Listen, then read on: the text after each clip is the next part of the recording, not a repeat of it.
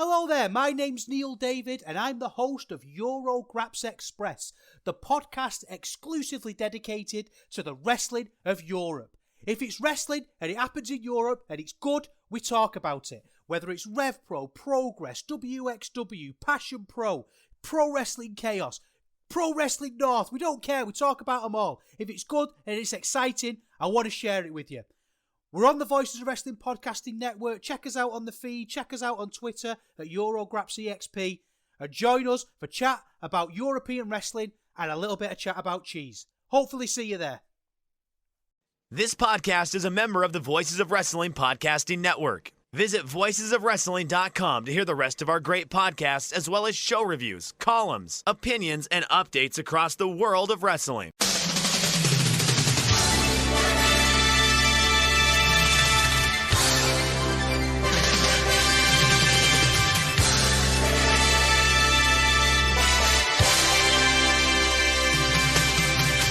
Hello everybody and welcome to the Super J Cast. I'm Joel, joined by Damon McDonald. It is Tuesday the 30th of January 2024. This is episode 295. Can I ask you a sports question? Yeah, I like sports questions. I like sports. I like sporting activities. What you got? I'm watching a bit of sports right now. I'm watching the Arsenal taking on Nottingham Forest away. That should be a win, right? And that's a win, right? I say it's a tricky one. Yeah? We are winning. Okay. We should win. And I'll be very annoyed if we don't win. But you can never tell in the wacky world of the Premier League. Yeah. Because we lost this fixture last year, so who knows? You do Tuesday night games? Tuesday night games? Yeah, it's unusual. We wouldn't normally be playing on a Tuesday night in the Premier League, but go on, Saka! Yay! There you go. See? It's 2-0. There you go. See? I brought the good. I brought the goals, baby. I brought the goals. Certainly did. Very shit, Nottingham Forest. Yeah, you guys stink. Fuck you. No one likes you, Nottingham Forest. What's Nottingham Forest? Is that Robin Hood? Yeah, that's right. Oh, look at those guys. Bunch of wankers. Yeah, stealing from the rich. Ha! What a dummy. What a stupid sack and arrows. Dope. Shooting hard on the Sheriff of Nottingham. I really don't care about him. I had somebody yelling at me the other day about Queen's Park Rangers. Queen's Park Rangers? Oh, really? Yeah. How did that happen? Why was someone yelling at you about QPR? Well, what happened was I got in an argument with my best friend. I still haven't talked to him in like 2 weeks. Okay, right, let's unpick this. What was the argument about? You really want to know how it started? Okay, here's how it started. So I had people over, but I was just like, I didn't want to drink because I knew if I drank, I would be just fucking miserable. And I got somewhat of a streak going, so I was like, I'm not doing it. Well, he loaded up, and what were we arguing about? Oh, we were arguing about the importance. Who was more important in music, INXS or Oasis? And I said Oasis. It's not even a question. Like, it's not even debatable. Like, just look at the fucking raw numbers. He's like, oh, what was the band he was saying is INXS? INXS. I've never heard of them. You've heard of them. Yeah, trust me. I guarantee you have. Need You Tonight. I Need You Tonight. I mean, Michael Hutchins is I'd fucking bang the hell out of him. I'd let him bang the hell out of me. He's that attractive. But he's dead. Yeah, I guarantee you'll be like, oh yeah, that's INXS. Okay.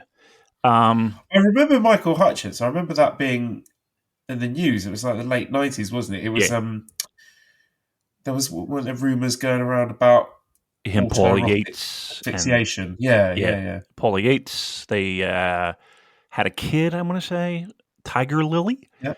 Bob Geldof had to get was involved, and all that. I mean, look, the guy led the life, and I love INXS. Don't get me wrong; they're one of my favorite bands. But like, I mean, I can't sit here and say, I mean, Oasis sold triple the albums that fucking INXS sold. And he always brings up. I don't know if you remember back at the Brits. Oasis was kind of cleaning up, and Michael Hutchins was one of the presenters. And Liam, he's all fucking hammered out of his mind. He's like, something about like has-beens shouldn't be giving awards to current stars or something like that. Something along the, basically insinuating that, we're great and you guys are old and good, get off the stage. And he always brings it up. And always like, that's what made him kill himself, man.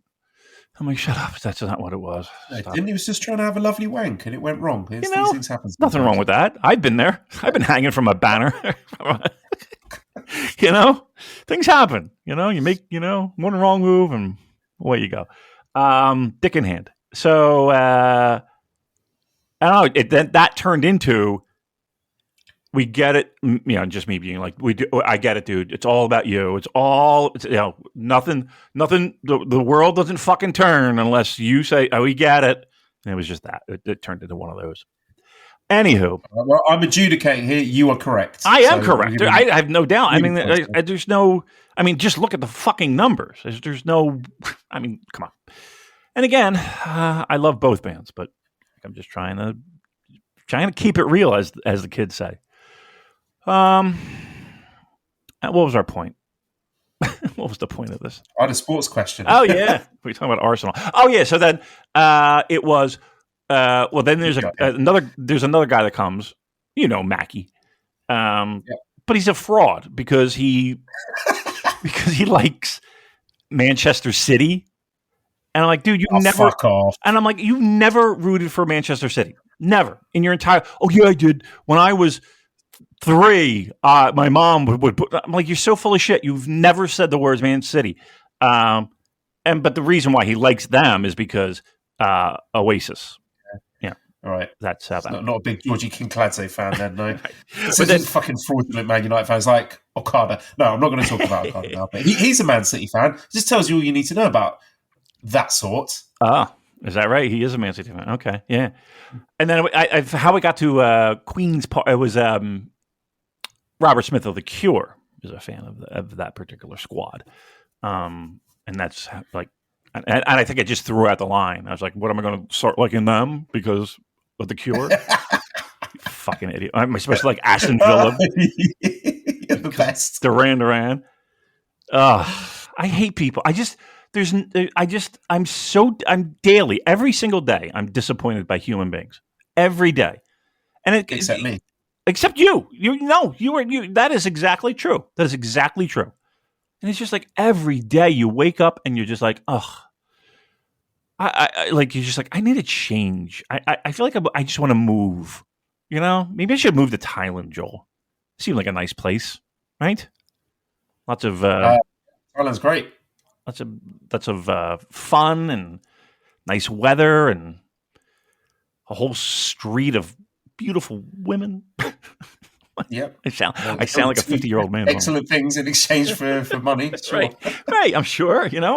Hey, you want to detail my car? If you know what I mean. But that's like, I'm just like, I don't know. There's like, I think if somebody said, if you take this pill, you could change everything in your life. Now you're gonna have to get rid of some of the good, but it's a complete change, and you get to pick the change. Or you take this pill. I feel like the Matrix, or you take this one, and we never had this conversation. I think I would be taking the pill. I think I would be taking the pill. Yeah. Yeah. Interesting. Right. Yeah. Oh, and the job interviews are driving me crazy. It's really... Look, I'm going to come clean. I've been looking for a job for quite a while now. And it is redtop.com/shows/super-j-casts. Right. And trust me, I feel the ageism in the world. I feel it. I feel it in the interviews.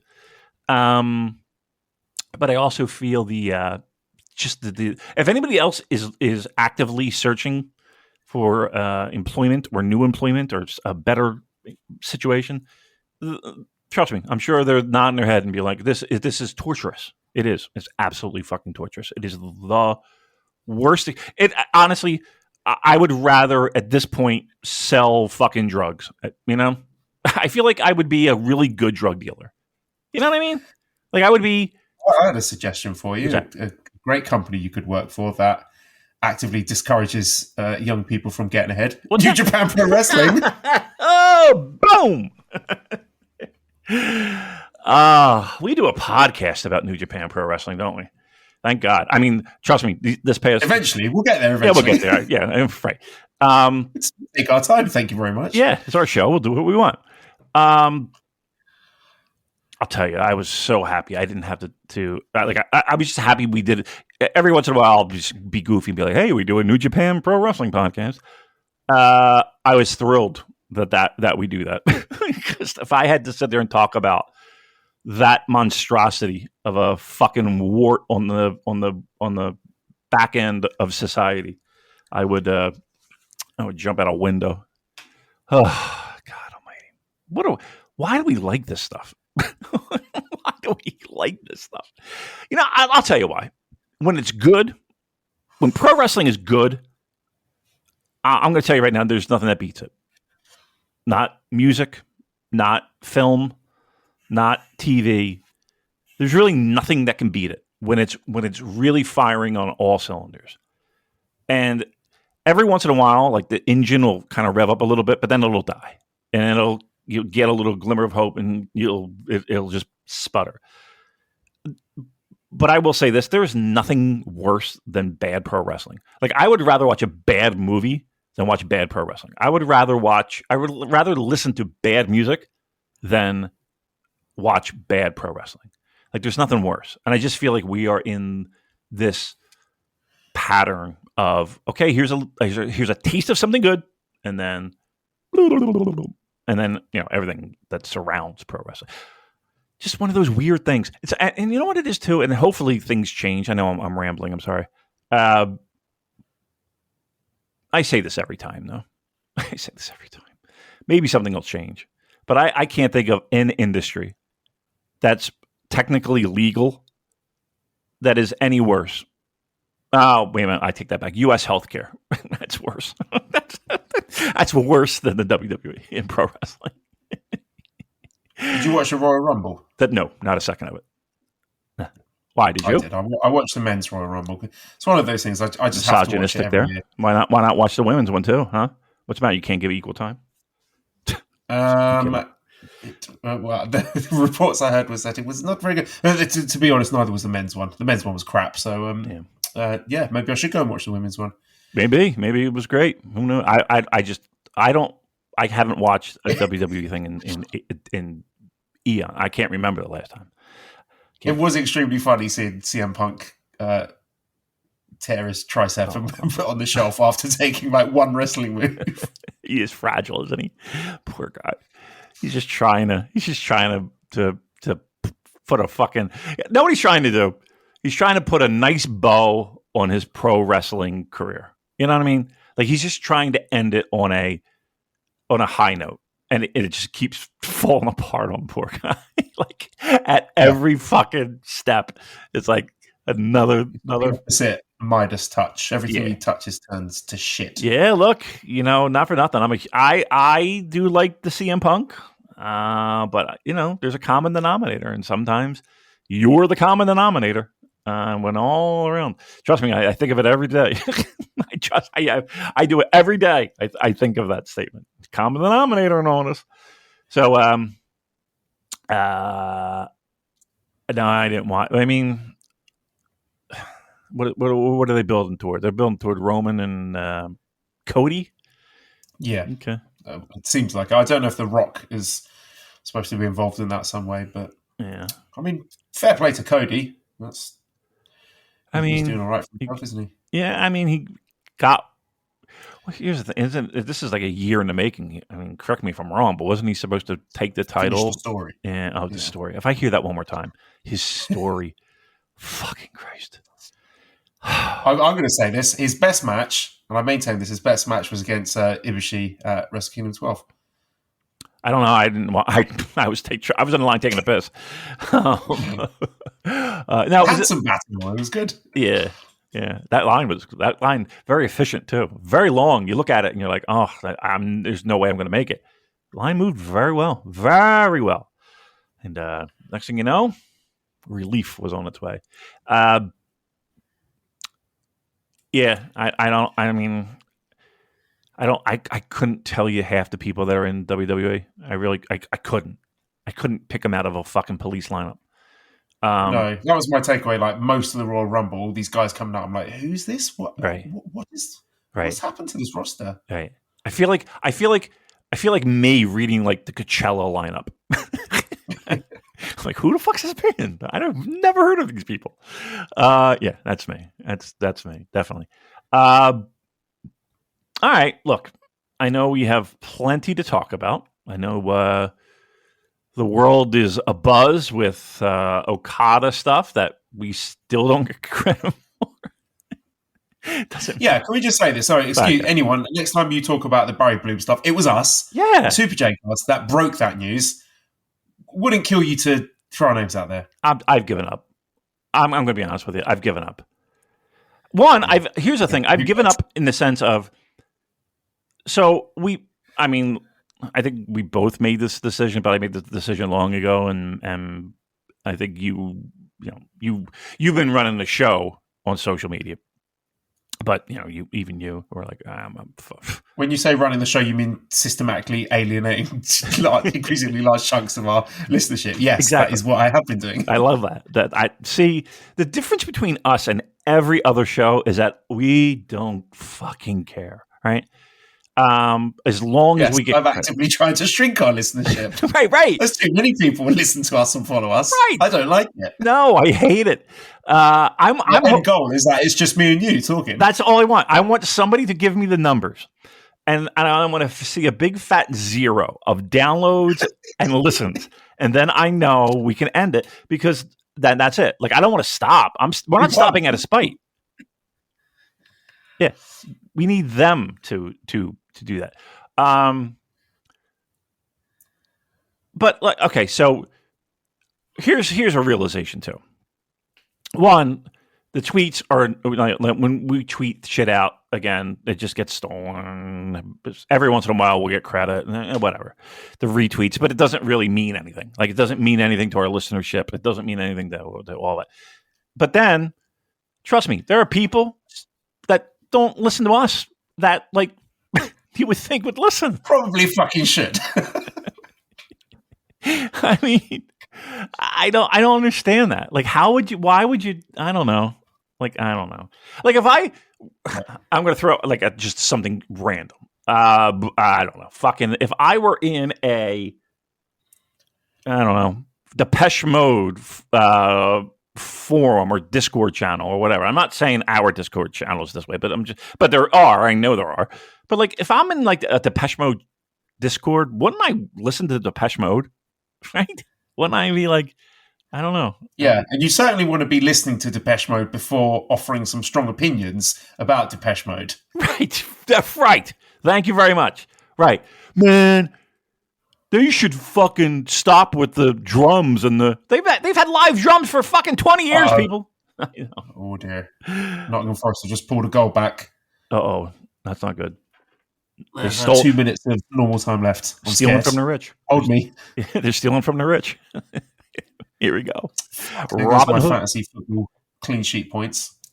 A Silent Flute says, who are Damon's favourite all-time Phillies players? Wow. Would it shock you that I was never really the biggest? Well, I was growing up as a kid, so let's go now. Okay, favorite Phillies players. Cliff Lee, I liked a lot. He was a pitcher. But see, my favorites are like older players, and they're like weird players too. Like I like this pitcher. His name was Dick Ruthven. I just like the way he pitched. That's a great name, Dick Ruthven. The Phillies had plenty of great names. A guy by the name of... A nice mouthfeel, that name, Ruthven. Right, Dick Ruthven. Number 44. Who else would I say that I was a big fan of?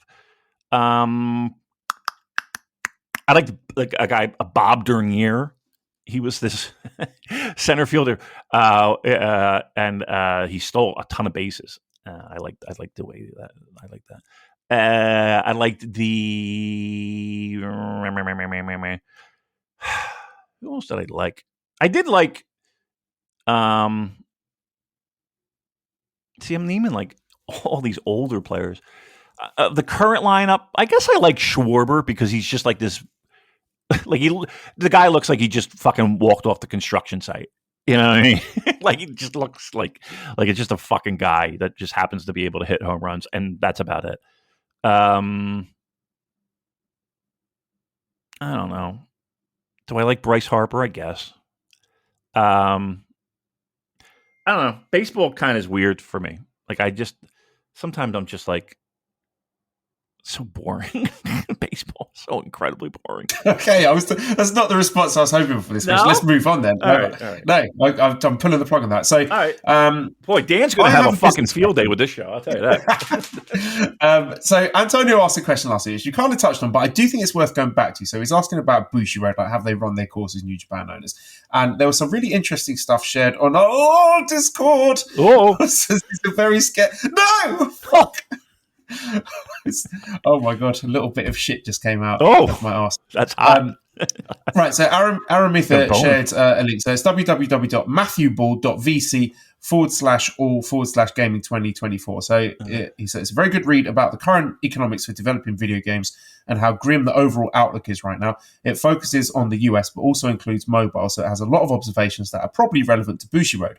The mobile player base has ossified into a small number of titles that get most of the money, and developing new titles is prohibitively expensive. No, stay with me. I'm sorry, okay. Okay, all right, fine. I'll skip. No, you're fine.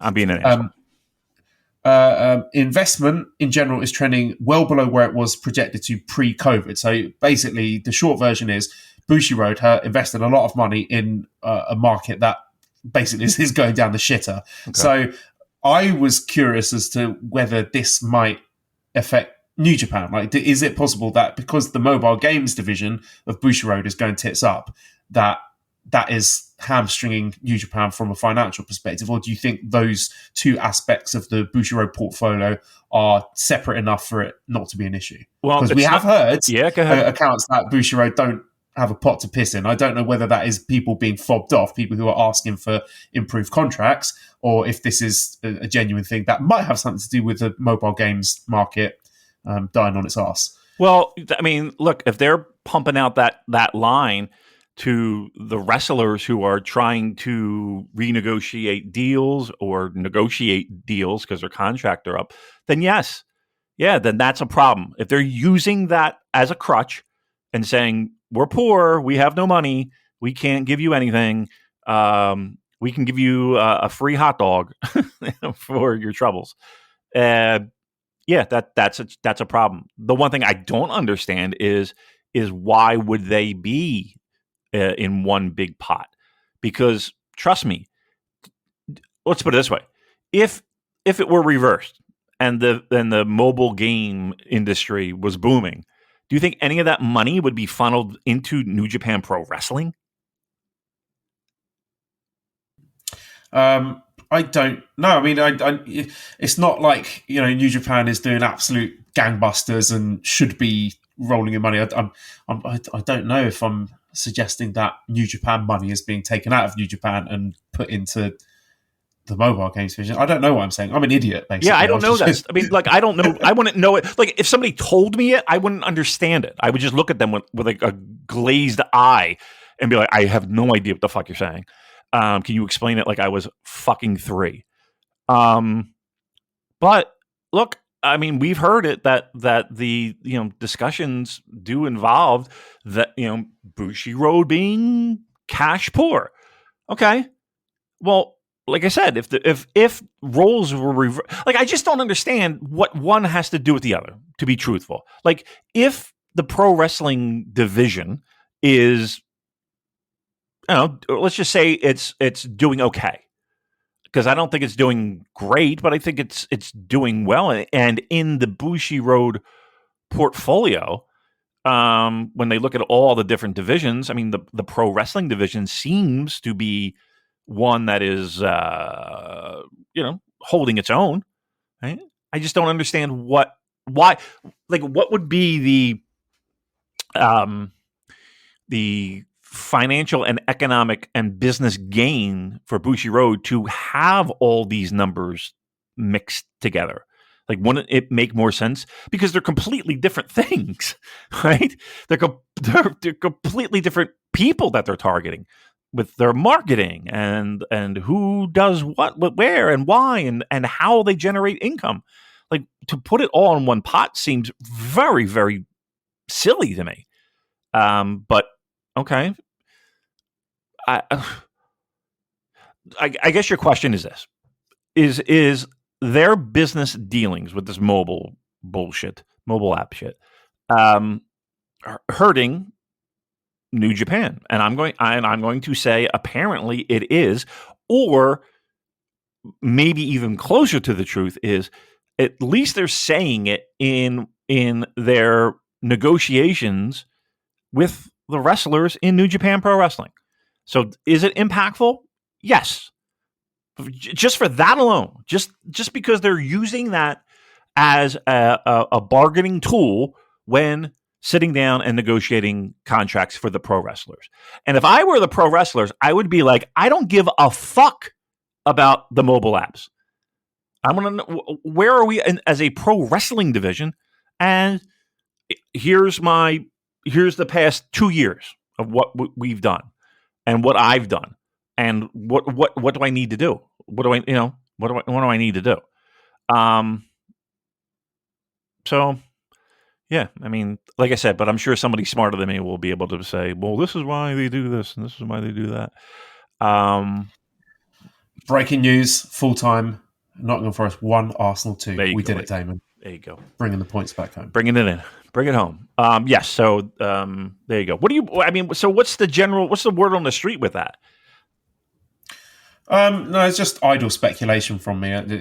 It's public knowledge that Bushiroad's the stock problems were caused by investments in the mobile gaming market that failed, basically. So, yeah, that's that. NFTs? Let me ask you another question. NFTs involved here? Aramitha says don't make me talk about NFTs, please. I'll get very, very angry. It looks like the WWE network is going to get subsumed into this Netflix deal. How long until New Japan World and similar Japanese wrestling streaming services suffer a similar fate? So do you think that is a sort of an inevitability that NJPW Worlds is going to get hoovered up into one of these massive conglomerates? Or do you think the Japanese TV market is more impenetrable?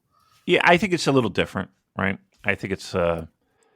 I don't necessarily think it does get swallowed up like that. I mean, stranger things have obviously happened, but it's two different styles and ways of doing business. And maybe that answers the first question early. I don't see that happening. I wish they would, because truth be told, I'm to this day, Joel. Do you have problems watching shows? Like, stuff doesn't load for me.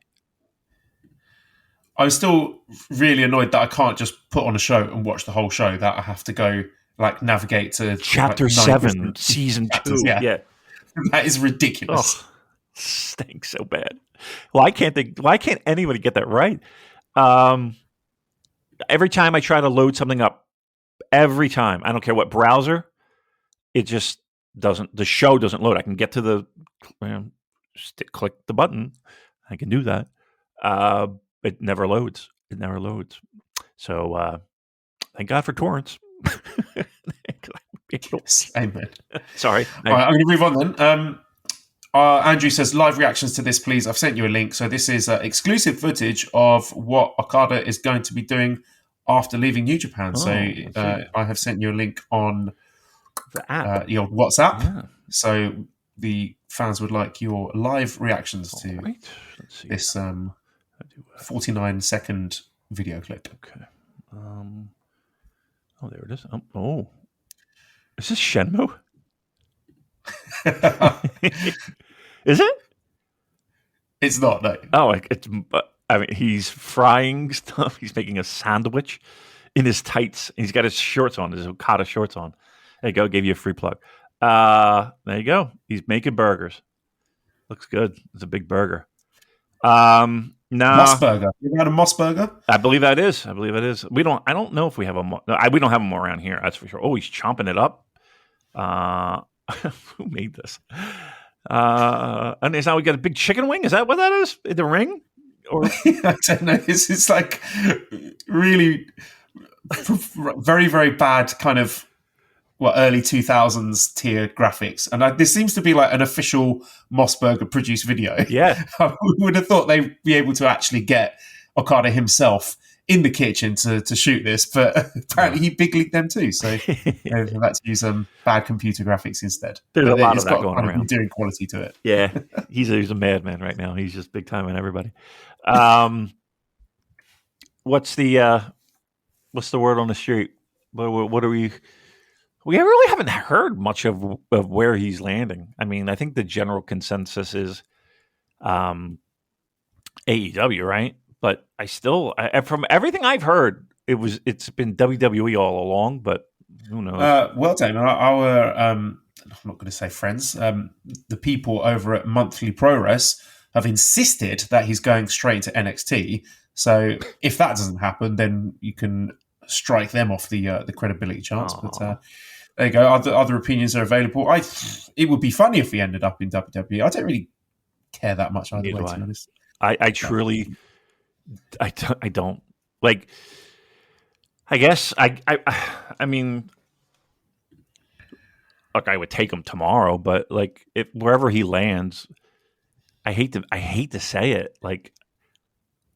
Well, you know what? I think there will be some interest, just to see what they do with him wherever he goes. So maybe, listen. If I'm being truthful with everyone, I'm going to see where he goes, and just that, that beginning, because I did it with Shinsuke, and that match was really awesome with Sami Zayn. I remember that well. So yeah, I will. I'm like, I can't sit here and be like, oh, I don't give a fuck. I'll watch wherever he goes, but I will be honest and say I don't care where he goes. I don't care if he goes to AEW.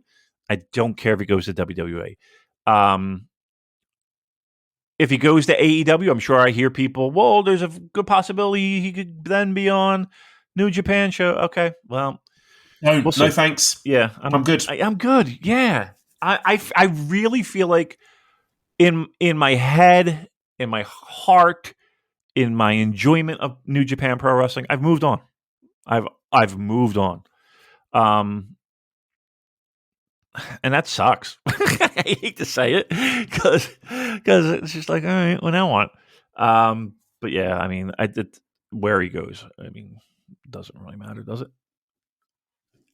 No, who cares? Right, I'm moving on then. So let's talk about Road to the New Beginning. So we started Tuesday, January 23rd in Korakuen Hall. So I'm not going to go match by match. I'll just give my cliff notes for the undercards. First of all, I want to say, for both nights really, outstanding job by Walker Stewart flying solo. And he had some help. We had Hinari popping in on the first night. And I think he was supposed to have ELP on the second night, but ELP got sick. And Walker was sick too. But did Walker phone it in and did he say, oh no, sorry, I'm a bit poorly? No, he didn't. He delivered a top quality performance. I wouldn't have been able to tell that he was sick unless I'd seen the tweets myself. So well done to him. I think he's getting a lot more confident. I dare say more confident flying solo than when he is in an overcrowded booth with people who talk over him and don't listen to him. So Walk, you should do it by yourself more often. I tend to agree.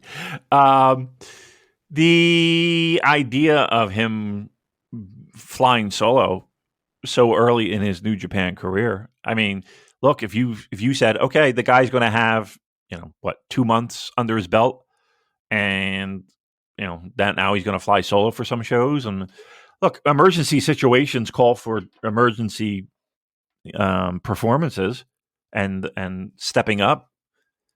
I mean, seriously, if you told me that he was 2 months into this, I wouldn't have believed it.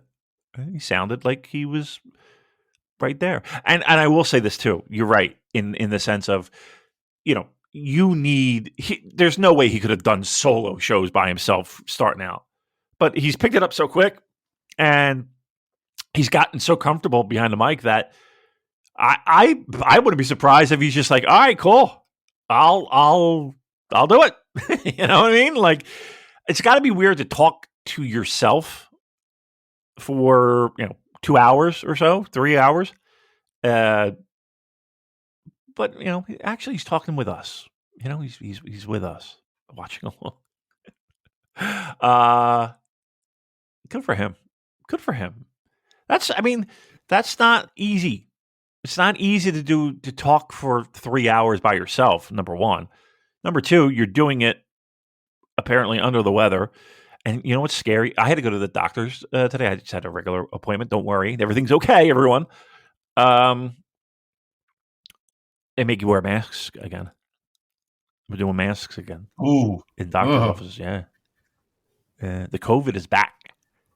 COVID's back. I know a couple people who are have been banged up with it. So yeah, I was just like, yeah, sir, you're gonna have to put on a mask. I was like, what? Yeah, it's where. I was like, oh Christ! All right, fucking Christ! I was just like, what? What are we doing? 21. What's that? What is this? 2021. Yeah, Masks on. I like.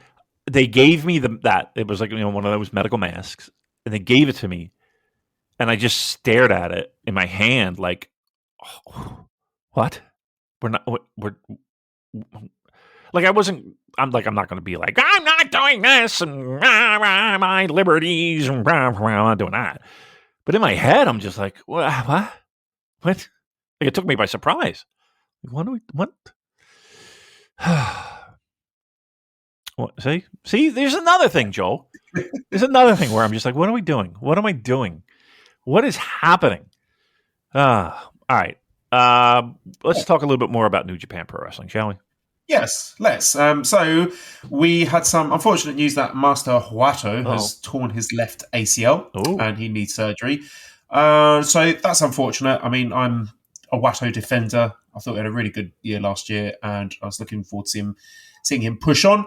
I thought there was some interesting seeds being planted, but maybe this could be a good chance for a repackage for him, because Sho has been quite heavy-handed in the use of the Grandmaster nomenclature. So we'll see if there's maybe a new lick of paint or a new moniker when he does come back. I don't know if that's going to...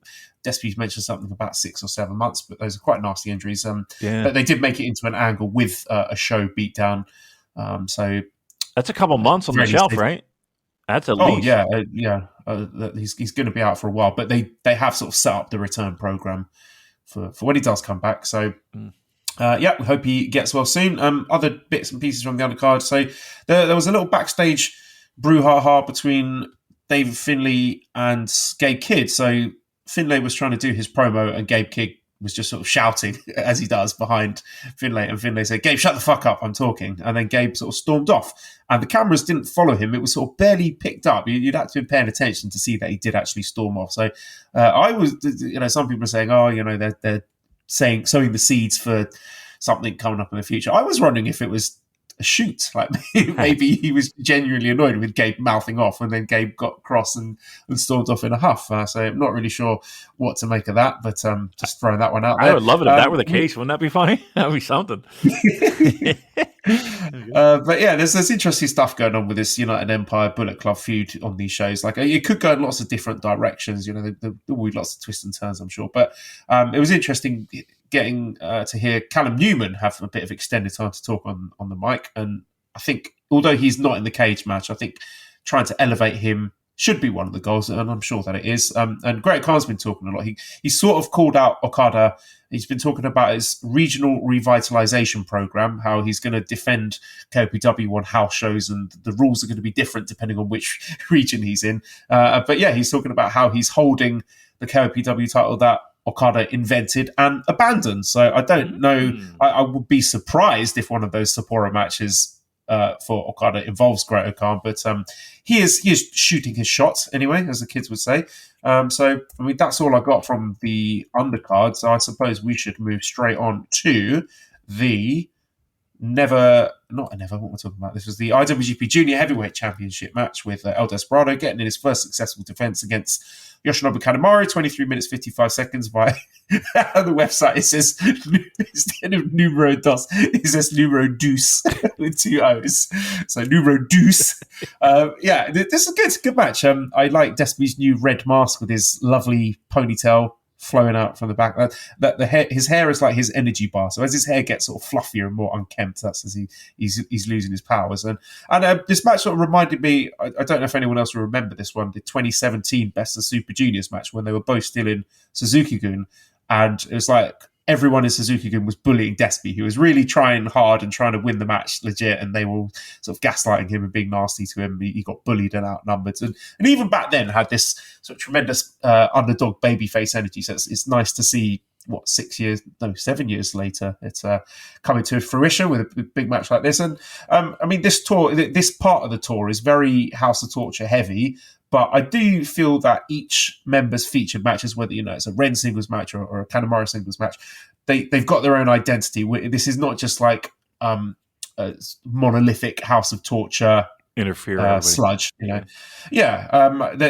are concentrated, like very, very concentrated bursts of interference, but they usually have nice payoffs. Like in this match, Despi's old dojo buddy Tama Tonga, he came out and rescued Despi, and then Despi punched even in the gonad, so that you get a little bit of it and then a nice payoff, and then the match moves along. I thought Hinari was really good on colour commentary here. He was adding the nuance of little things like Kanemaru putting Despi in the Boston Crab, treating him like a young boy, etc. And yeah, we know how good Despi is at doing the knee matches. He was working Nobu's left knee, which I think was the one he had the kayfabe injury to, so that played into the finish. So when the limb work plays into the finishing move, that always gets an additional half star from me. And there was a really nice post-match anecdote from Despi about when he and Tama Tonga were together back in the day. He was invited to go out on a drinking session with Tama and Fale one night, and he ended up keeping Tama out of trouble. And now Tama had returned the favour, so that was really nice. I enjoyed hearing that. I always like those little behind-the-scenes glimpses. And then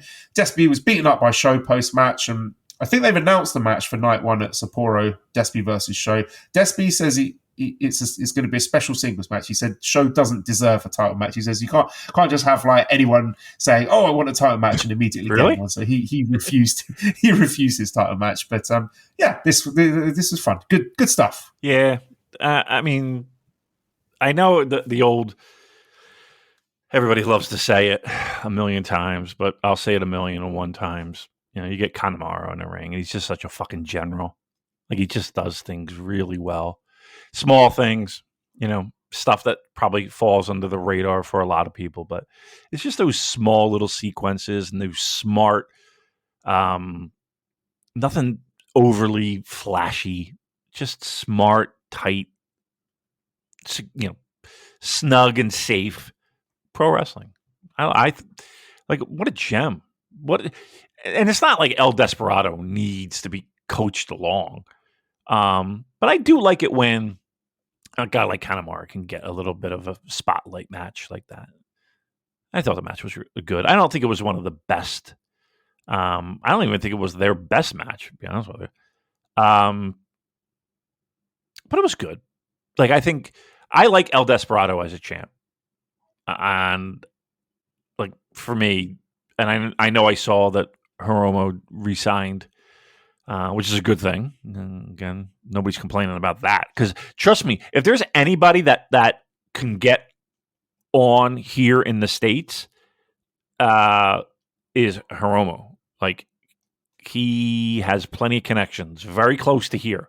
And that honestly had me a little bit worried that he might be one of those guys that might because as we've said about Okada 1,000 times, like, it's kind of like, okay, so what are we going to do with Hiromu, right? So he was one of those guys that was in the back of my head of, this might be trouble. He might be back at the Jersey Shore, if you know what I'm saying. But I like Despi as champion a lot. I don't like the red mask. I'm going to disagree with you there. I'm not a big fan of it. But him as champ, let it rain. Like, I want him to hold on to a title for a long time because I think there's a lot of fun possibilities that we can go with. And I know we say this every time, like he wins a championship or just a different flavor holds on to a belt. Like the idea of all these different challengers that could possibly be. I think like him being champion helps at least fuel people's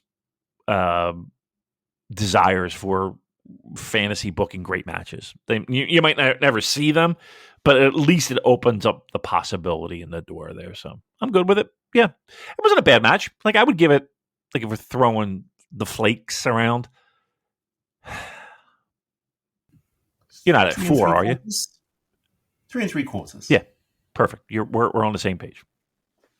Yeah, well done, everyone involved. So then the following day in the Korakuen Hall, January 24th. So again, cliff notes from the undercard. Interesting little tidbit here: the Young Lion match in the opener. So there was Shoma Kato and Oleg Boltin defeated the team of Katsuya Murashima and Toru Yano. So you would have thought, with Yano being the only established wrestler in the match, that his side would be the winning side, but it wasn't. It was the 2 Young Lions who won. So I mean, obviously it was Murashima that took the fall, but I thought that was quite an interesting one. And I think now Oleg Boltin is the most senior young lion left at the dojo at the moment, if I'm not mistaken. Maybe, yeah. So him getting a win here, that's something to think about. He's got his own finishing move now. It's called Kamikaze. So there we go. That's something to look at. Oh, yeah. One other thing I wanted to talk to you about. So I'm going to take a slight tangent here. You're familiar with the game show Gladiators, or American Gladiators, sure, as it would be known to. Yes. So that has recently been rebooted and showing on BBC British Television on a Saturday evening. And I've been watching that with the family, and that's been a lot of good fun. So I was watching it, and then this character pops up on my screen. You know, I've sent you a picture on WhatsApp. This guy's name is Bionic. Now, are you thinking the same thing that I was thinking when you saw this guy? Oh my God, Zach. That's right. Right? It's a non-speaking Zack Sabre Jr. Yeah, it's Zach on the gas, is what it is. Zach on the gas. You know what I mean?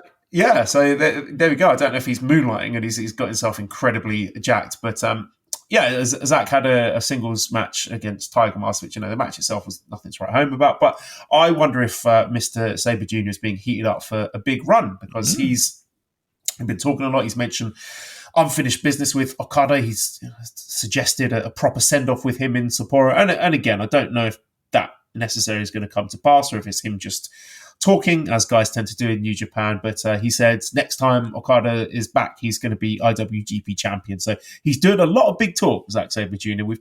We have discussed a lot about how, with all these comings and goings, he should be a guy that benefits from this. And I think it is about time we kick the tires and push the boat out, so to speak. And maybe, do we want to strap up? Do we strap him up with a big boy belt this year? We sure do.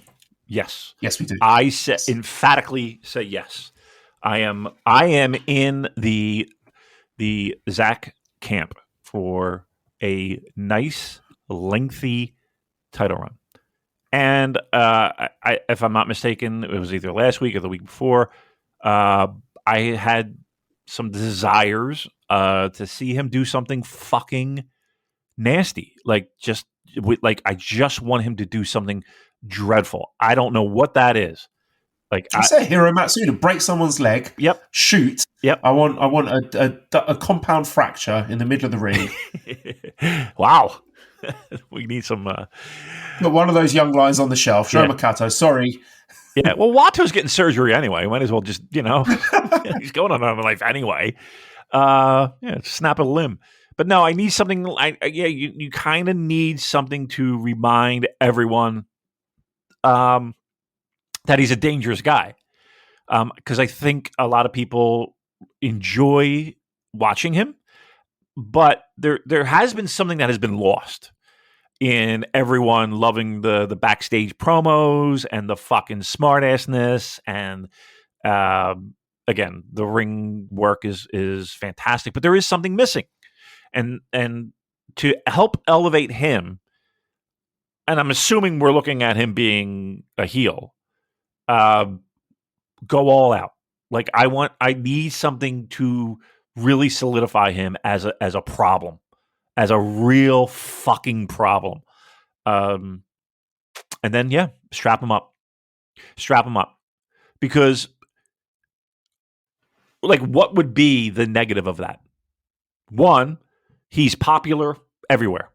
Like he's popular in Japan, obviously, and when he goes to the States, I could be dead wrong. Maybe I'm blind as a bat, but I kind of see everyone loving the Zach, right?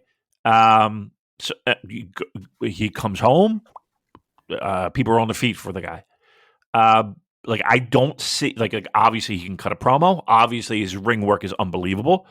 I just want him to be dangerous and a threat and a problem. That's all he needs at this point. And then I want him strapped up, and then I want him on a fucking breaking legs tour. Like I want him to fucking break everyone's fucking leg. And then we need to build up a hero, if you will, to take that belt away from a guy. Which here's the thing: the way that plays out is 1,000 times better than we need a hero to kick the shit out of Evil for being a fucking rule breaking cunt. You know what I mean? Like it works so much better. Like people, I think, would enjoy it tenfold. I dare say, anyone who disagrees is wrong.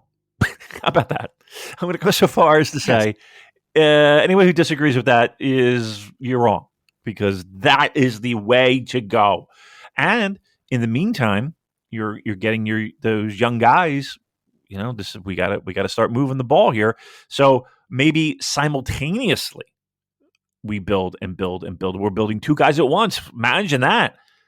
One guy to go on a wrecking crew streak, and another guy to build and get big wins, so that when the time is right and the irons are hot, boom, we have a nice match, maybe two, toward the end of this year, that I think people would be falling head over heels to buy tickets. Yeah, there should be a big year for TMDK in general. For them, I think I would like to see Mikey and Shane get a proper run in the heavyweight tag division at the top of that. We're going to talk about Kosei Fujita soon. Let's get Bad Dude Teats in the country as well, so he can do something. So, yeah, I mean, I am sort of looking ahead to that Danielson-Zach singles match or rematch coming up. And I don't want to go down the whole rabbit hole of parity booking with AW, but that would be an excellent launching point for the big Zach run for him to get a clean singles win over Danielson, and maybe break one of his body parts, put him on the shelf. Wouldn't that be nice? He wrestles fairly infrequently. So, yeah, that is one I'm circling in the diary as being a colossal match for defining where Zach is going to go this year. So, no doubt. There's that. No, go ahead. No, I'm in full agreement. Yep. Go for it. Yep. Yeah, we have GOD versus GOD proposed for Sapporo to be Tama Tonga's send-off match. So that will be Tama and Tangaloa against ELP and Hikuleo, which other people scoffed at. I quite like that idea. I think it is an appropriate send-off match for Tama Tonga. So I'm into that. I think that will be good and emotional. Francesco Akira was very annoyed backstage with TJP for all the heavyweight chat. He feels like TJP's turning his back on Catch 2-2, and TJP said, like, oh no, I can do open weight stuff. I need to step up for the heavyweight things and lead this group, but I'll never give up on Catch 2-2, blah, blah, blah. But something is definitely brewing there. I think when this is all said and done, I would be surprised, dare I say a little bit disappointed, if Akira is still with United Empire. I don't know if that's going to be Akira turning on them or them turning on Akira, but there's been an awful lot of noise there. So something to keep an eye out there. So that is all from the undercards. And let's get straight on to business then. In particular, the semi-main event, the seventh match, which was the never open weight 6-man tag team championship match, where we saw the champions Tomohiro Ishii, Hiroshi Tanahashi, Kazuchika Okada defeating in their 8th defense the challenger team Kosei Fujita, Shane Haste, and Mikey Nichols. 22 minutes 15 seconds. Okada pinned Fujita after a Rainmaker to successfully retain and then vacate or at least suggest vacating the never six-man championships. And this is where I get slightly irritated because there has been... Who? Mark Pickering? For Okada not doing a job on the way out? I mean, there has just been an awful lot of straw man argument nonsense of people loudly criticizing completely fictional fans who these fictional fans have apparently demanded that Kosei Fujita pin Kazuchika Okada. I've not seen anyone saying that. I certainly didn't say that. Maybe actually listen to what we say, because at no point did either of us say we think Fujita should pin Okada. And let's be honest, Fujita pinning any of that trio would have been absurd, right? In kayfabe, purely kayfabe sense, Kosei Fujita is a rookie junior heavyweight, and the bulk of his experience on the main roster has been as a tag wrestler in Super Junior Tag League. So him pinning Ishii or Tanahashi or Okada would just be silly. No one was saying that should have happened. Now, I think it would have been nice for TMDK, for like Shane and Mikey to finally win a big match. You know, maybe hit Tanahashi with that tank buster or something, pick up those titles. But I don't have any real problems with, in isolation, Okada getting the win in his last Korakuen match and having the big loving. He deserves that. He deserves that. In isolation, it's fine. But in the context of everything we discussed last week, I did snort with derision when not only he retained the titles, but then vacated them. Like, I mean, sure, it's only the six-man titles. There's not some magical transitive property that would have injected TMDK with Dream Team superpowers and superstardom. But you know what? I'm just the kind of person, Damon, who likes to see a title run end with one guy losing the title and a new guy winning the title. Like, call me an old fuddy-duddy. That's just the way I like things to go. And I will not be gaslit into thinking that this is some kind of unreasonable, outlandish idea. Now, the match itself was very good. I liked it a lot. The title reign in general has been fantastic. Yeah. I thought in this match, Fujita was excellent, and he managed to make himself look good, despite him basically being executed at the end.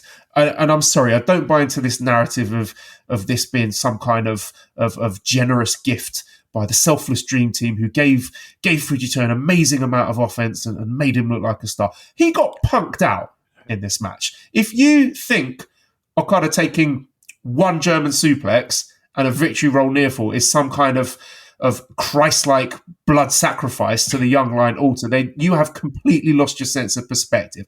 I don't care, Damon. I'll call it like it is. I think Fujita looked good in spite of the match layout, not because of it. I don't think the youngster lining up to eat all of the signature moves of the older guys, barely breaking a sweat, is a particularly glorious way to end a championship match. But that's just me. I could be on an island with that. And look, don't misquote me. This is not even me complaining, because it made sense within concepts of all the guys and all the storylines. It made sense. I'll say it again. Kosei Fujita, he's a rookie junior heavyweight. I have absolutely no problem with the way this match was laid out. The Dream Team should be beating this guy like a drum. That is fine. But can we please stop pretending that this was some kind of masterclass in putting over young talent? Don't talk shit. This was all about Okada, and that's okay. He's earned it. But let's be honest and call it what it is. Please don't throw flowers at these men for giving Fuji some scraps from the table. Damon, please talk some sense, because people on both sides of the argument are going full smooth brain on anything Okada related, and it's doing my head in. Yeah, it's ridiculous. Look, I think people may have confused. And look, and here's the thing. I don't remember what I said last week, so maybe I did. You know what? I wouldn't doubt if I sat here and fantasy booked a scenario where fucking the upstart junior beats Okada on the way out. But correct me if I'm wrong. I also threw out, he should probably shoot kick him in the face and just launch a career. I just find it amazing that they just stick to their guns. And I have to respect them a little bit for it, in the sense of they stick to their guns. Like, there is no way they are going off the beaten path and for any reason doing something crazy to fucking wake people up, especially on a guy who's on his way out. I'm going to be very truthful. I don't give a fuck I don't care. He's leaving. And I know this might be so ridiculously old school but like, I don't know. I wouldn't have a problem with it happening. Let's put it that way. I wouldn't have a problem with it at all. The guy's leaving. I don't give a shit. Who cares? They just stick with their guns. They don't move from what they are. And I think us sitting here and even fantasy booking it is just a waste of breath, because they're not gonna do something like that. Now, as we move on, would it be nice to have something happen as he leaves? They won't. Again, they're not going to do that. But wouldn't it be nice if they did? And again, as we outlined with Zach, I don't know, just something. Like I don't know. There's a part of me that's like, okay, this is just a celebratory tour, Joel. This is just him. This is just the company saying, okay, as you described it perfectly, that unfortunately got put. What did they get thrown on YouTube? Yeah, I put it on YouTube. Okay. All right. Well, okay, then you're on your own on that one. I was like, did somebody put this on YouTube? Like, why am I seeing this in my feed? My intention there was to make it easy to listen to and digestible, so that people wouldn't have to listen to our entire podcast of nonsense. You see how well that worked out? Yeah. I know. Look, we do a show, right? And sometimes we will pose scenarios just to get people talking and thinking of what if. There's nothing. I don't think there's anything wrong with that. But the reality of this is this: you had a young lion. He's not a young lion. I take that back. He is a young junior, and I put that in air quotes because I don't think he's staying a junior. But okay, he's a junior. In the ring, in a 6-man situation against Tomohiro Ishii, Kazuchika Okada, Hiroshi Tanahashi. Like, what are you going to do? You know what I mean? Like, what are you going to do? If they had balls, maybe they did something crazy. They're not going to do that. They're not going to do that. So yeah, you're left with this. You're going to get the tears in the ring. And I love how everybody's like, oh, you could see how emotional he was. Okay. Okay. You know what I mean? Like, that's wonderful. Yeah. Right. Off. Really. I'm like, okay. I don't know. I don't know. Look, we got to move on. And I'm in a big way. I'm kind of like I'm ready to move on.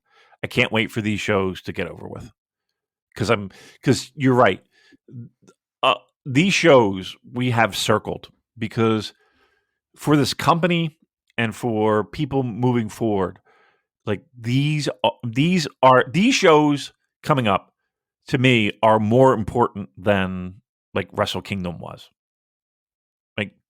Like, if Wrestle Kingdom is the end of the season, if you will, then these shows most definitely are New Year season 1. And I'm not saying it's make or break. Don't take it like that. But like, we're all sitting here, like Judge Schmales. Well, we're waiting. We're hoping that good stuff comes of it. They have and here's the thing too. They have the opportunity. If this is just going to be, everyone cries, okay, we could do that. That's fair. The guy, if anybody in that company has earned that, sure, absolutely. This is pro wrestling. We control. I'm speaking like I'm the company, but they control how we can move forward. Do we want to think outside the box? Do we want to kind of get the ball rolling on that? Or are we just going to sit there and hug each other? And as the guy leaves, he speeds away in his fucking Ferrari. Like, what do you want to do? What do you fucking want to do? And if, as a fan, I would think, here's the problem. There is a time and a place for everything, right? There's a time and a place for everything, and I'm on board with that. And I have no problem honoring a guy who gave his heart and soul and his body to this promotion and to the Japanese pro wrestling scene. No doubt. You can't take that away. There's a time and a place for it. We could do so much more. And I would think as a New Japan Pro Wrestling fan, you could see the bigger picture of instead, just hear me out. Instead of having the love fest and the tears and the hugging and all that, let's get a little fucking nuts.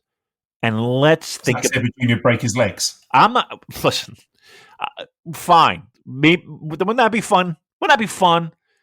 He gets, like, everybody's looking for the big send-off and he gets carted out on a stretcher. That would be great.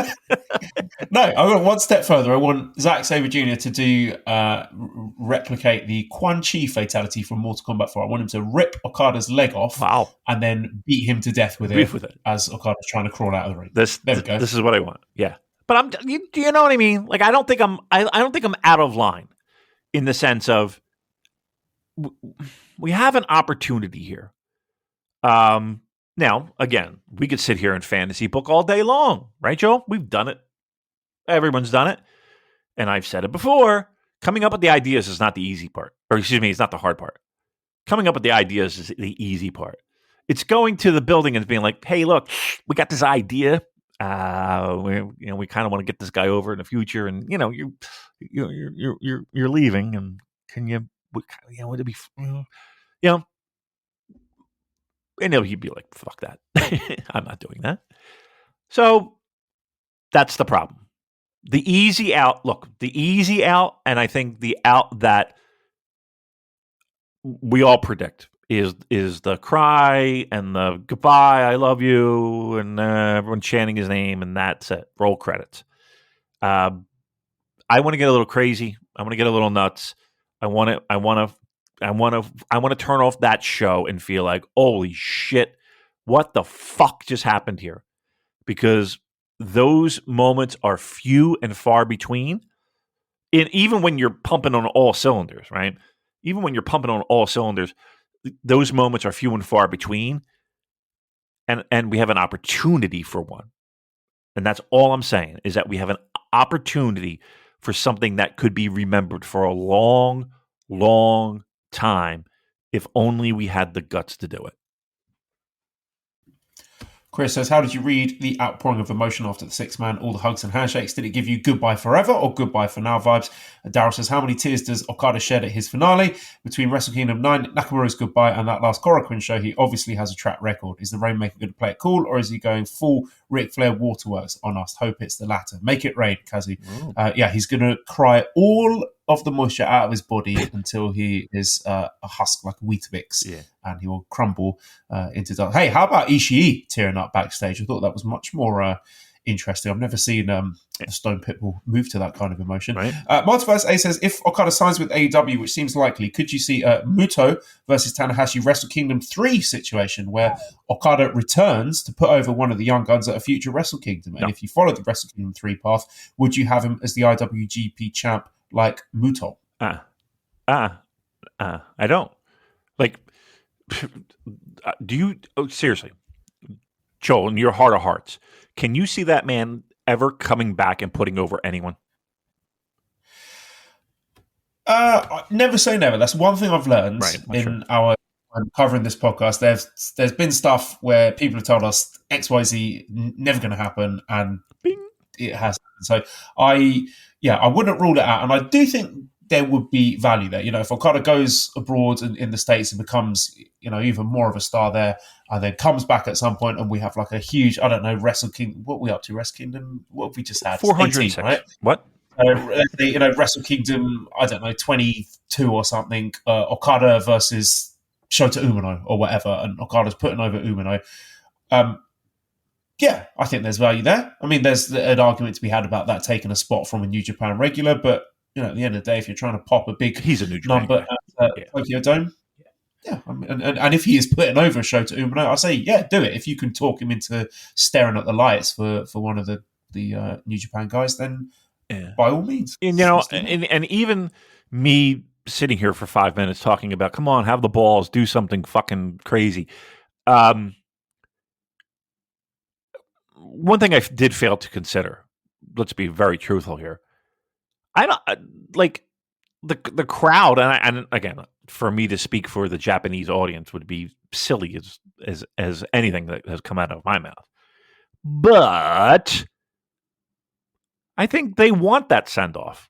Like, they want that moment to show their appreciation. And I think he does too. So again, that probably is another strike in the it ain't gonna fucking happen. But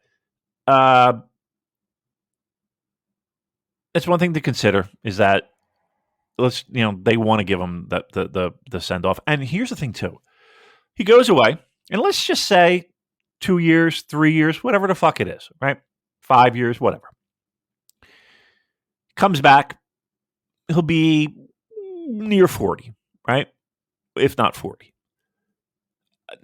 To say that he's at his prime, probably we've missed that. But I'm willing to gamble that he is, him at 80%, him at 75% is still better than half the fucking people in the business.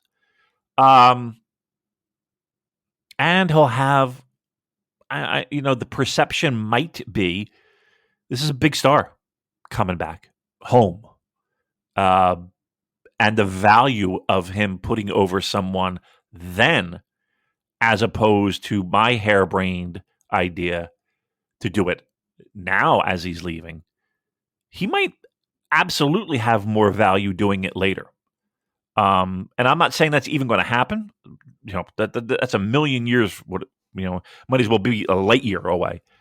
But if I'm thinking out loud, there's probably more value there of him coming back and doing it as opposed to leaving and doing it.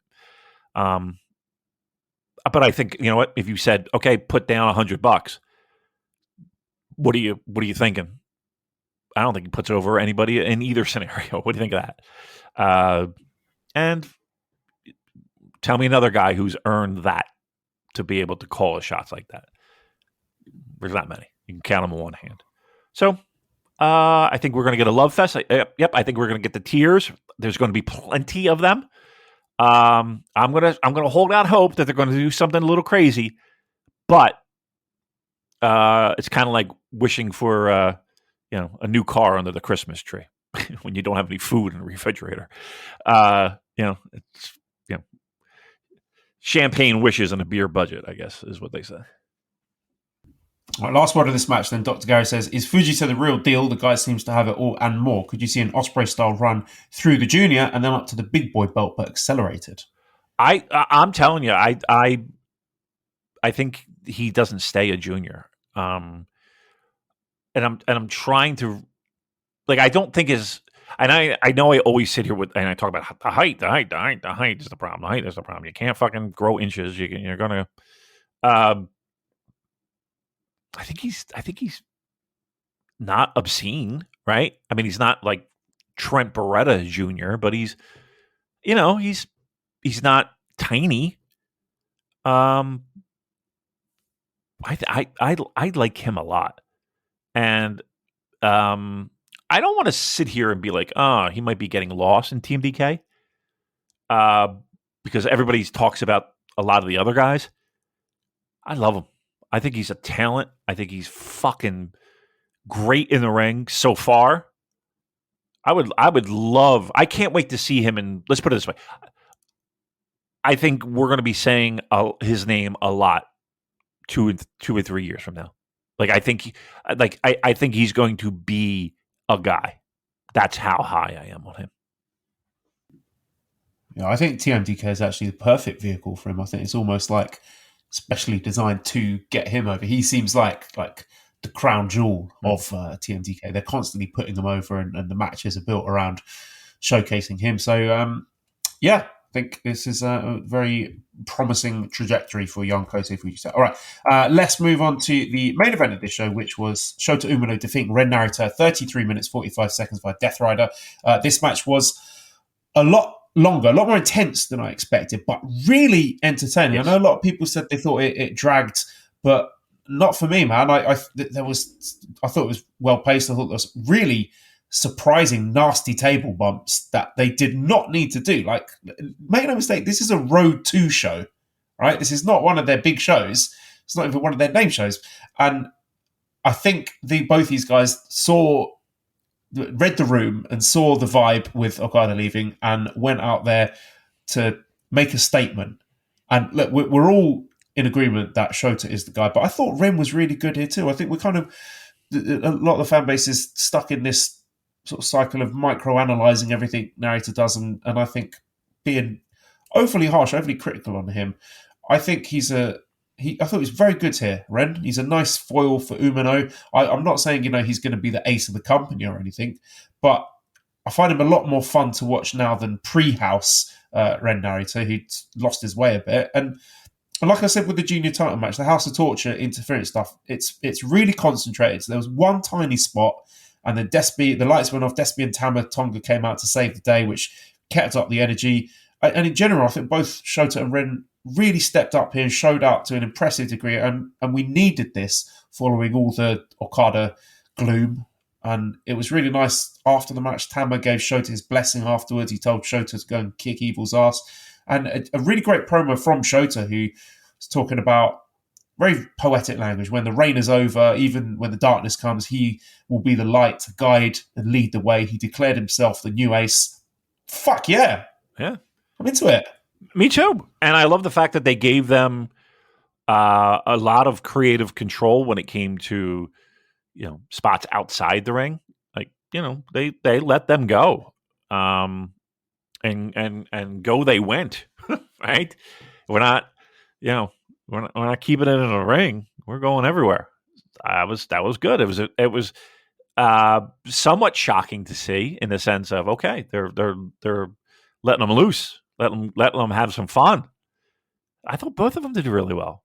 Look, a lot of what we do here is us speculating on blue chip prospects, because that's our future. That's who we're looking for to carry us through for years to come. And when you get, I don't know, I kind of felt like this match, make no mistake about it, they're wrestling each other, which I think helps continue that progression of making them bigger than where they are now.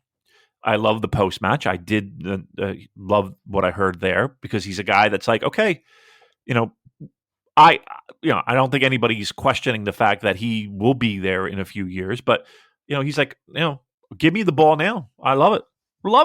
Love to hear that. And again, wrestlers say what wrestlers say. Fine. I've always thought, Joel, that people were overly harsh on Ren. Is he like, okay, if we're ranking them, okay, sure. I can see where people are like, well, he's definitely fourth. Okay. And that's that. I'm not going to try to sway those opinions, because I think in time people will change their minds and move those people around to fit, how they're doing in that exact moment. But sometimes I do think that it's an easy, repeatable narrative that people have in their head, that he's no good, he's washed, he's fucking, just bottom of the barrel, he's a fucking Shibata wannabe dollar store version and all that stuff. He's I think there's plenty there. Like, there's plenty there. And here's the thing too.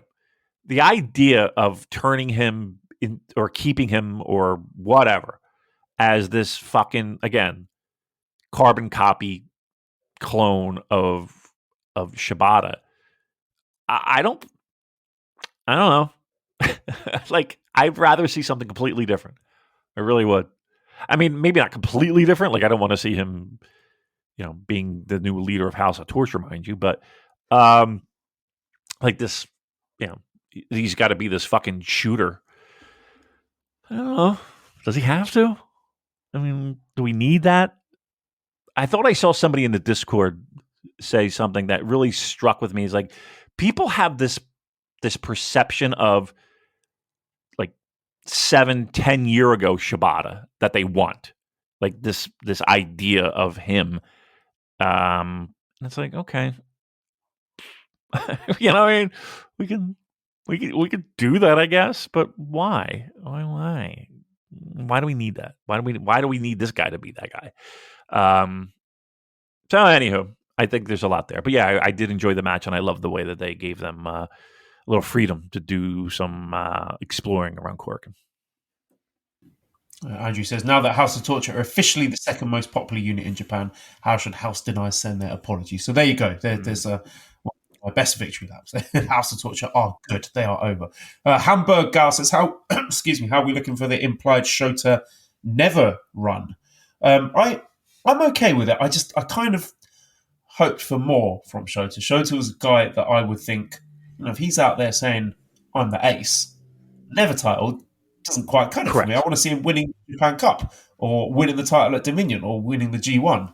That doesn't, being in the never title mix doesn't preclude him from doing that, but he should be aiming bigger than that. Right. I know that the thought process is, okay, well, it's the never belt, it's the starter belt, so to speak. No,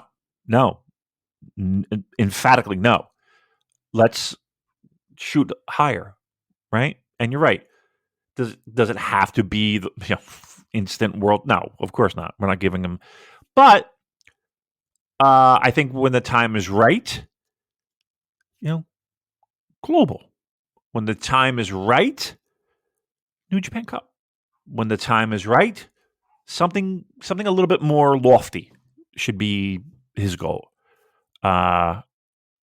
Because when you look at the Never title, and trust me, there have been plenty of times where guys, have used that as a stepping stone. I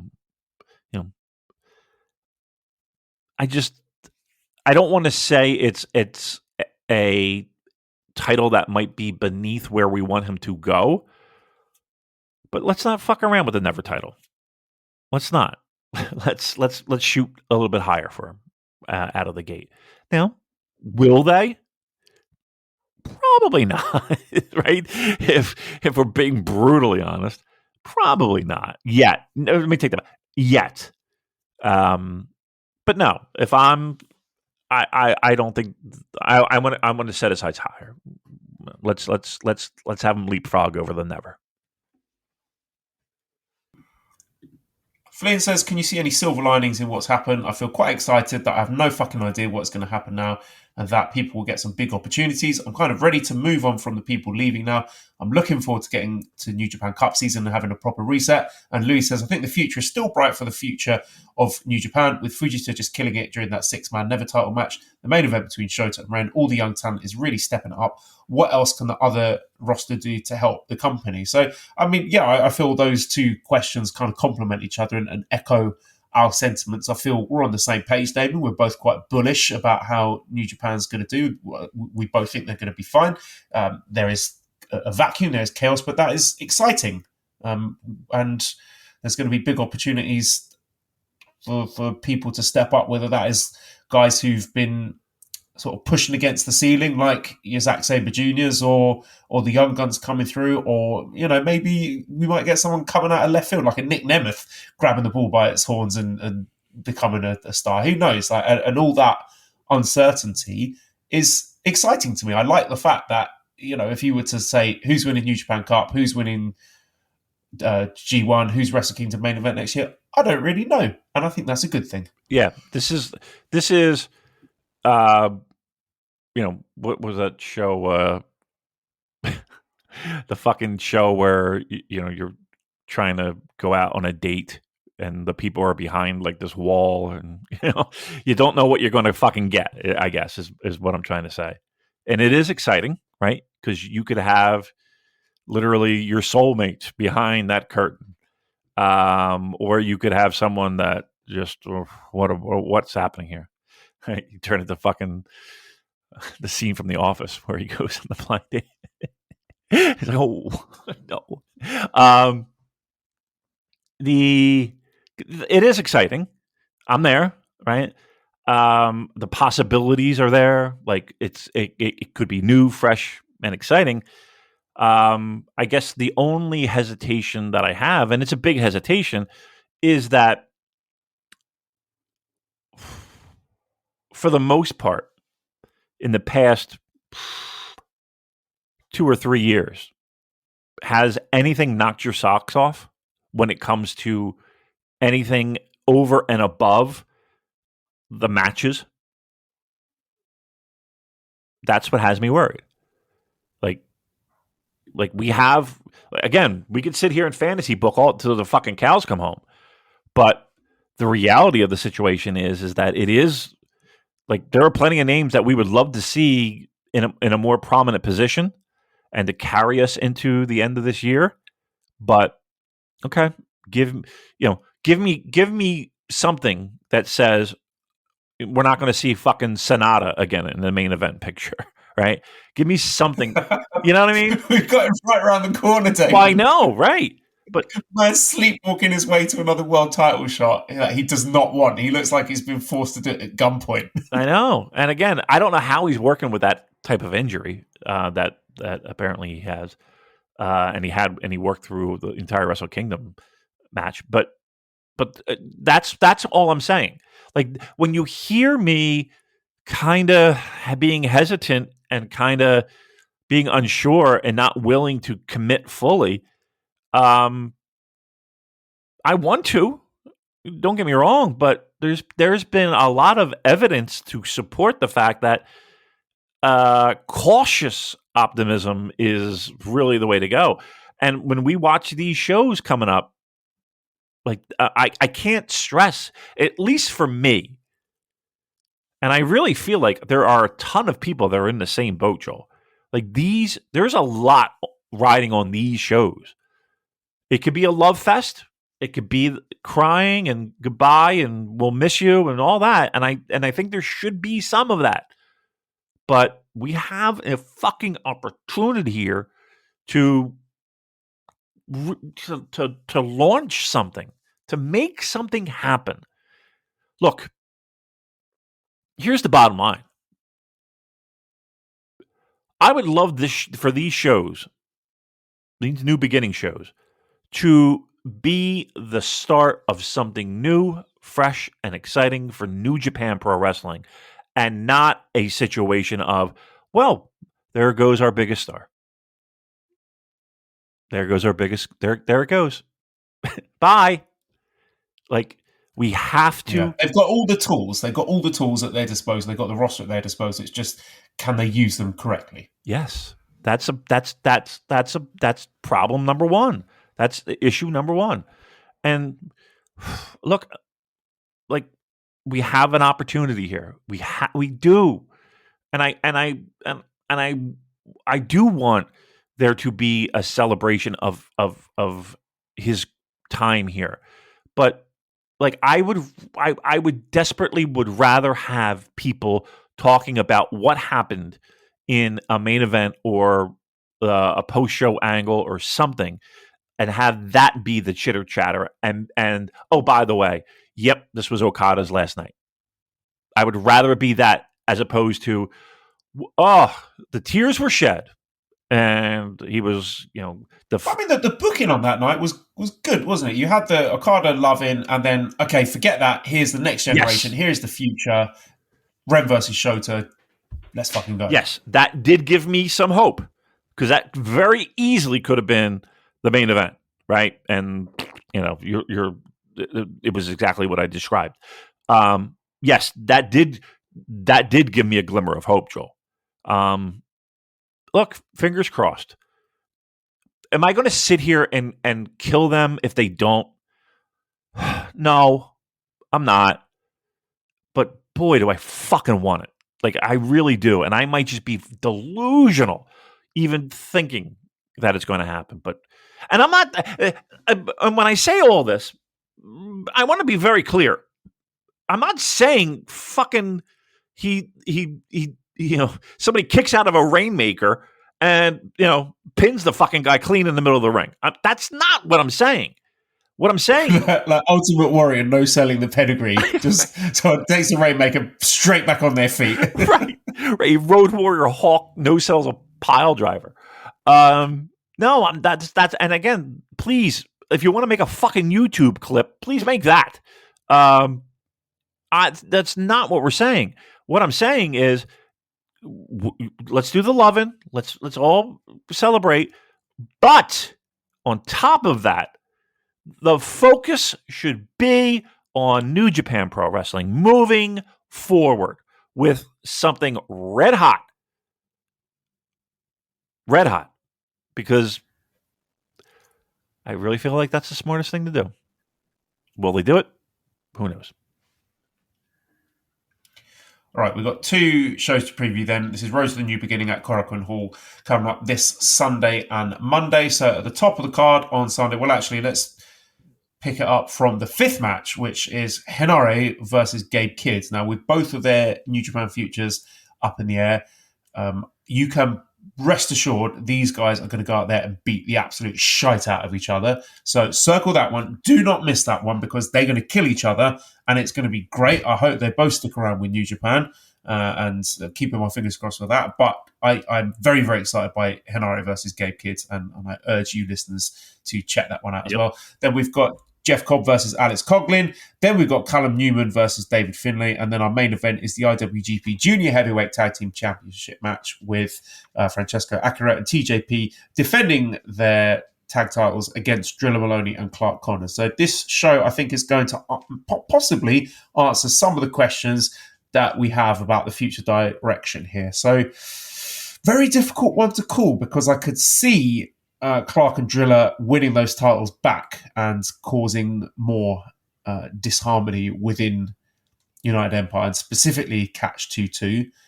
Maybe it's a bit too early to go to that. I don't know. I mean, this is a kind of a weird one because the Wrestle Kingdom match wasn't great and the coffin match that led into that wasn't great either. So I'm a bit hesitant. Like the thing that's going to stop this match from being great, which it should be, there's no reason it shouldn't be. The thing that's going to stop it from being great is shenanigans, specifically TJP shenanigans. If this is all Aswang heavy nonsense, then it's going to lose my interest very quickly. But there's certainly a lot of interesting directions it could go in a narrative sense around Francesco Akira. So, I don't know. I can't decide at all, Damon. I don't know. I'm not going to decide. I have no prediction here. What would be a worst case scenario for you on this match? Because I have a worst case scenario and I also have a ideal situation. No, you go right. Then. Let's hear yours. Worst case scenario is there's disharmony in Catch 2-2 and somebody joins the fucking Bullet Club. Like, that would be the worst case scenario for me, right?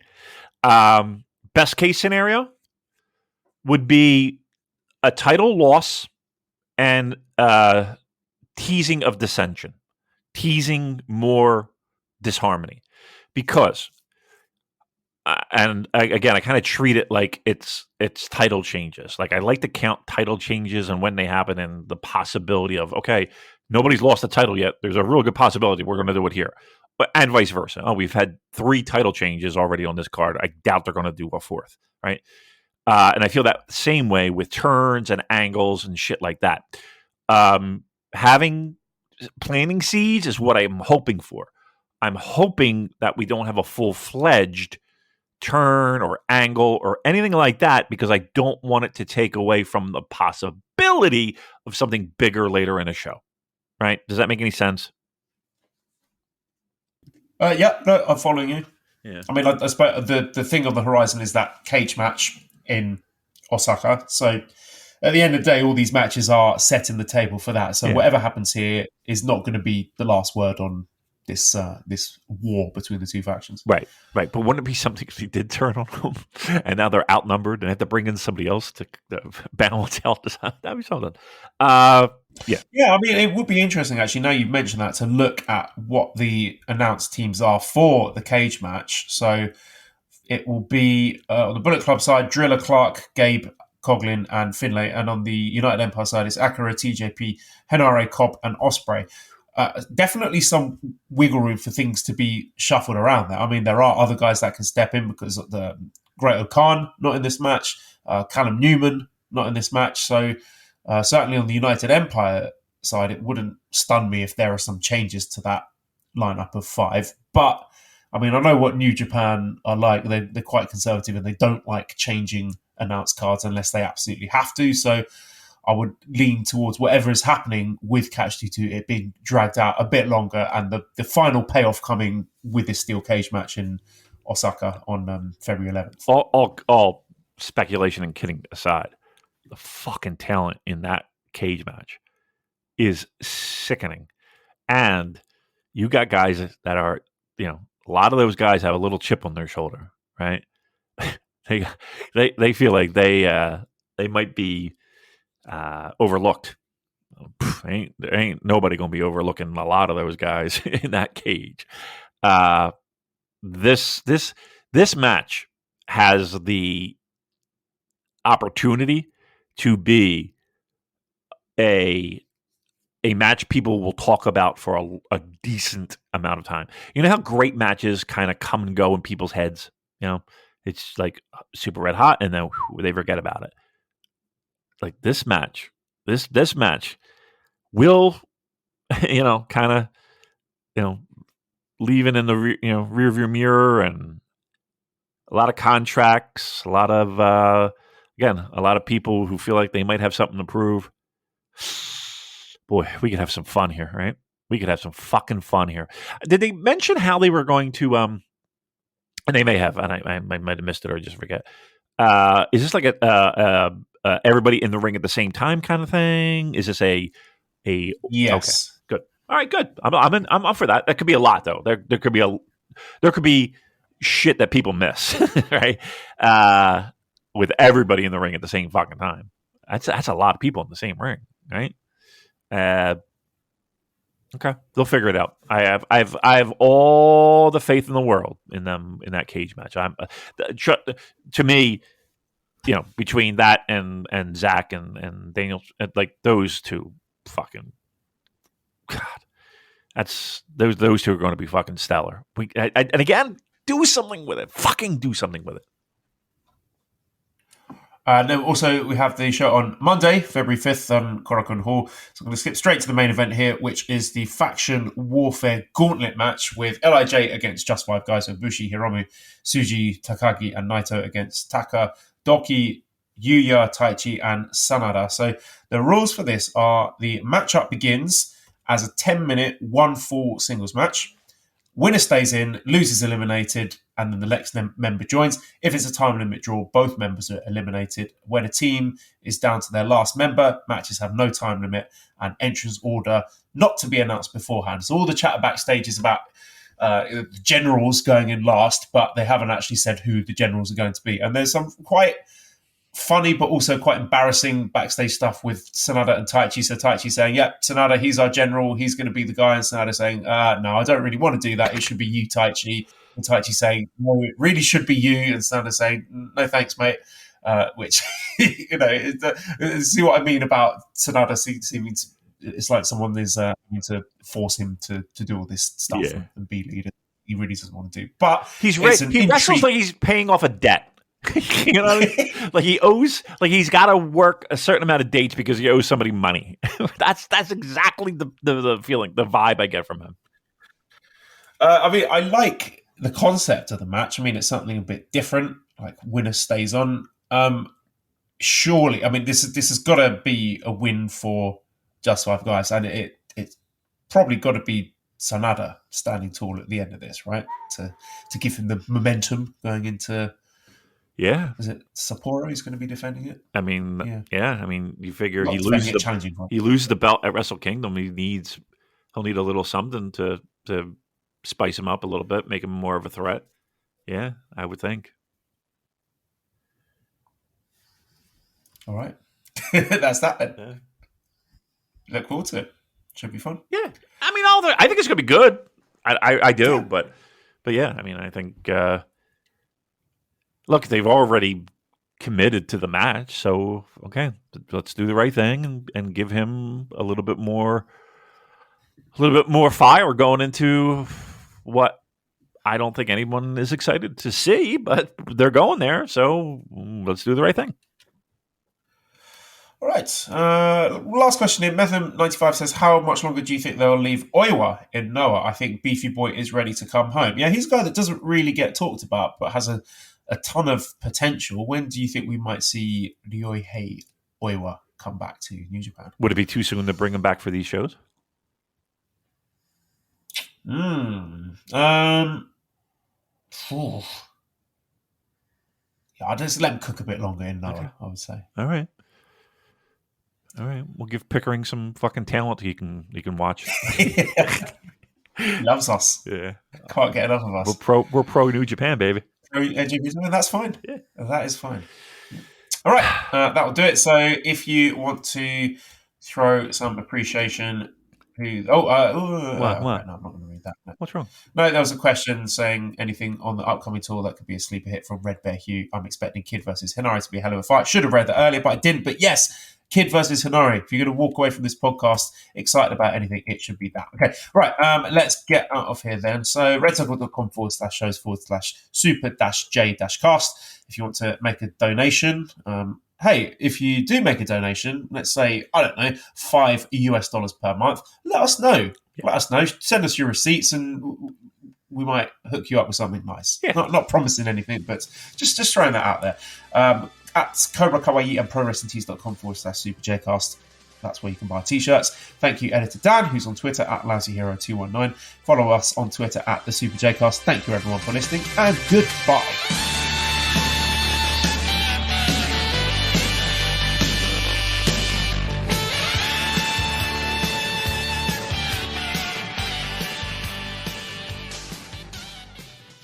Hello there, my name's Neil David and I'm the host of Eurograps Express, the podcast exclusively dedicated to the wrestling of Europe. If it's wrestling and it happens in Europe and it's good, we talk about it. Whether it's Rev Pro, Progress, WXW, Passion Pro, Pro Wrestling Chaos, Pro Wrestling North, we don't care, we talk about them all. If it's good and it's exciting, I want to share it with you. We're on the Voices of Wrestling Podcasting Network. Check us out on the feed. Check us out on Twitter at EuroGrapsEXP. And join us for chat about European wrestling and a little bit of chat about cheese. Hopefully see you there.